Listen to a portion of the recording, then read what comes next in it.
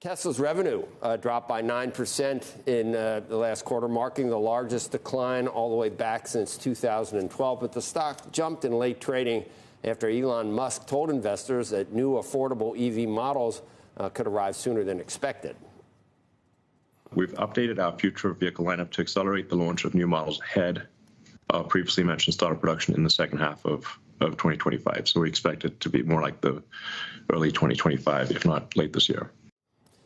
And joining us now is Colin Rusch, Oppenheimer senior research analyst. I don't know if you watched the show yesterday. We had one of your not a colleague, but someone who's also an analyst, Garrett Nelson, who said the bad news is in the stock. And I said, well, I don't know whether the revenue news is in it or the margins, which were shrinking, or the bottom line number. But what might not be in it is worry about this short-term how long it would take to make this cheaper EV. And he said that's in it too, and it looks like he was right at this point, I'd have to say. Colin, did you think that the stock had already reflected most of the bad news?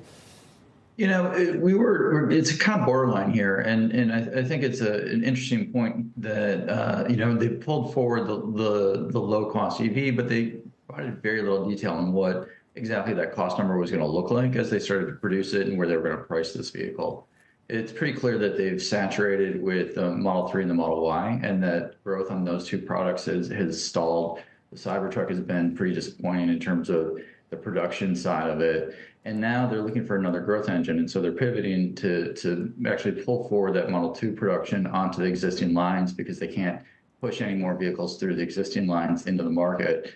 And now shifting really aggressively into AI. And I think they're making a pretty big bet. And betting on this neural net learning at an accelerated rate going into this analyst day in August to really start driving the company forward. I think this is an aggressive management team, being very aggressive with its business to try and pivot as quickly as possible into a different growth vector.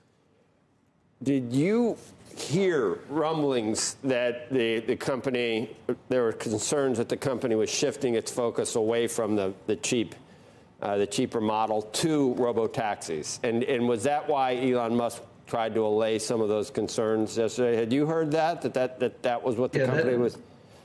That had been floating around here for another, for two months or more that they were shifting. And it was clearly about shifting where the vehicle was going to be produced. Now, again, we're still very short on details as to what that cost number is targeting as they start production and what the vehicle will look like. And so as we look at the model, what we ended up doing with numbers was actually taking some EPS out.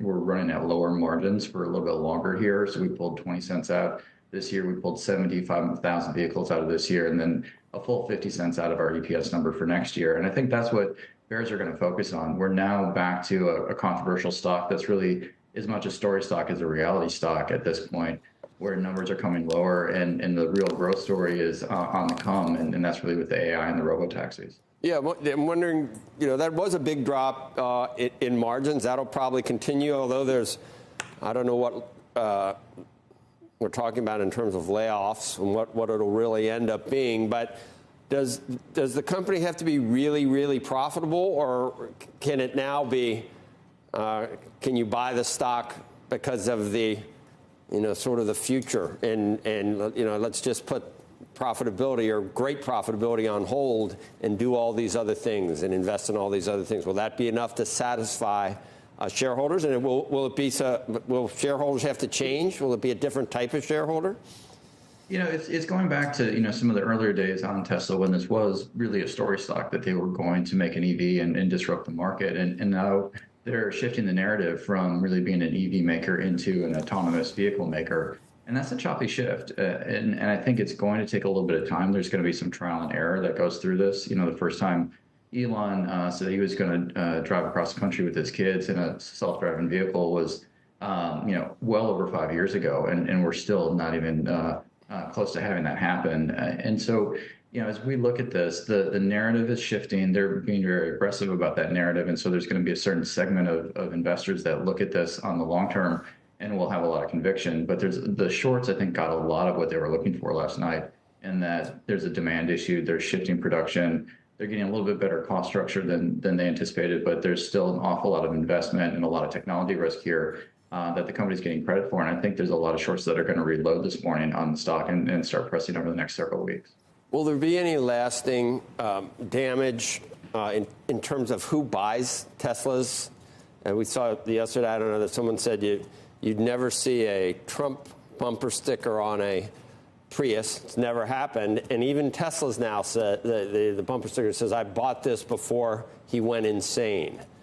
I think it's already happened. I mean, the buyer for this vehicle has shifted, pretty dramatically. There was an ideological support for the brand for a number of years that the Twitter,